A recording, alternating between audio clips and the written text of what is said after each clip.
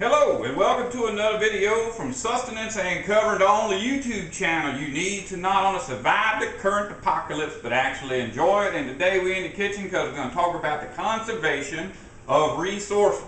The reuse and recycling of resources and not wasting resources. The resources we're talking about today are food and fuel to cook the food. Now, the first thing I'm going to bring out if I can, and I'm going to try to get everything in this, it's got to be a one-shot deal because I'm cooking it, I don't cook twice. This is great value tuna cheesy pasta.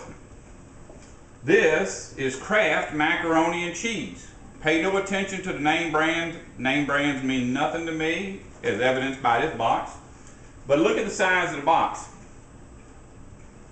And the only reason I got this is because I got a big old bulk pack of them at Sam's Club, and it was actually cheaper than buying little individual no-name stuff. Volume-wise, this box is a lot smaller than this box. In a food storage system, you want a lot of this and very little of this. What you miss with this is the air. That's from here up is air, basically. Now, I can prove that by just looking at the size. This one here, net weight, 7.6 ounces. This one, net weight, 7.25 ounces. Not a whole lot of difference.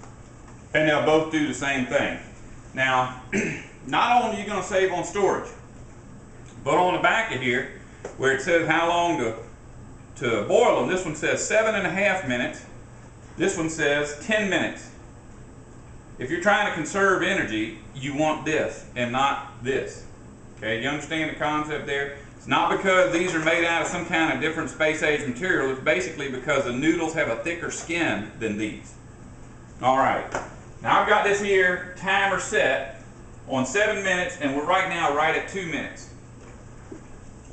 And keeping with our theme of conserving energy, I'm now going to cancel out the electricity to that. I just turned the burner off. The heat energy that is stored in this pot will continue to cook that macaroni until I pour it out. If you notice, I got a lid on here. Lids also help to keep heat in. Your pot will boil quicker and stay hotter with that lid on there. That keeps the cold air from getting in. Now, when this macaroni is boiled, we're going to pour it into this pot right here and save that. Because let's just imagine that we ain't got a well no more, ain't got no electricity. This is a bucket of ditch water. But even though it's ditch water, we can still boil macaroni in there because macaroni don't care what you boil it in. And if there's any germs, they get killed in the boiling process. So this pot at this moment contains two things: drinkable water and macaroni. Now, you're going to say, oh, but that water's all full of starch. Well, what is starch? Starch is sugar. That's calories. And I don't care if that pot only contains 1 calorie of suspended starch in that water, because that's not all you're losing. If you've ever noticed rice and pasta products sometimes say fortified, the reason for that is the U.S. Department of Agriculture has determined that, whoop, there goes my alarm. The U.S. Department of Agriculture has determined that processed rice and processed pasta is so devoid of nutritional value, other than the calories, that the companies manufacturing it started to spray vitamin B, folic acid, niacin, all those types of things onto their pasta and rice. If you pour that water off and throw it away, there goes that nutrition. But the fact is, they can still sell the product to you as fortified, even though they know you're going to pour the fortified parts off. I've seen people boil rice. It's a common thing to boil rice and then fill it with water and drain it to get rid of all that starch and all those nutrients. So now you learned something. All right, here we go. Oh, I want to show you what's in here. If you don't want to drink water that's got starch in it, see that little powder in there?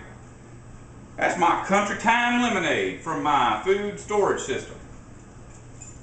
Now, you're going to say, wow, why would you want to drink nasty pasta water with Country Time lemonade in it? Well, I'm going to tell you. That stuff almost has no flavor to start with. By the time you pour it onto some lemonade, you ain't gonna taste that starch. And there's really no point in wasting precious firewood or whatever you have to boil water just so you can have water that don't have starch in it, especially when there is nothing wrong with starch. Alright, we're not even going to let that drip dry for long because the starchy water that's on there is part of the next recipe. Now, on these instructions for this one, it tells you to put tuna fish in there, but to drain it first. Well, we're going to drain it all right.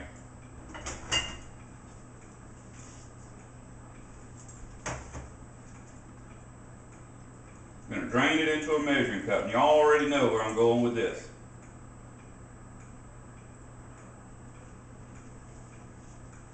Now we got some drained tuna fish. We're going to add the drained tuna fish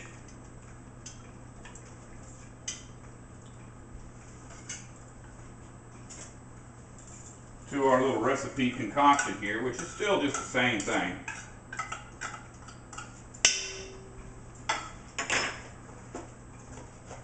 And we're going to take and add this special package of cheesy stuff.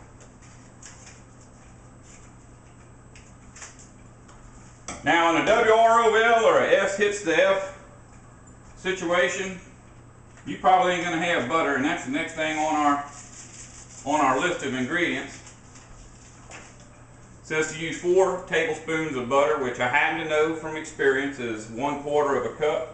But we are not going to have 4 tablespoons of butter anywhere after, unless we got goats or something. This is just plain old oil, and I got this oil out of my fryer. I fried some French fries last night.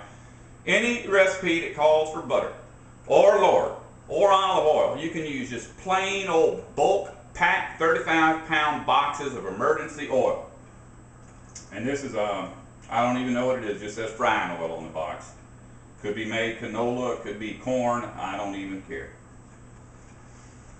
Alright, the next ingredient on here, on this thing here, it asks for a 1/4 cup of milk. Now what we're going to do, just to show you, we got in here probably about 1/8 of a cup, no, I don't know, it ain't too much, of tuna fish juice. You're going to take this thing here that's got the oil on it, dip out some of that water that's got the starch in it, pour it into the tuna fish can, and that's hot.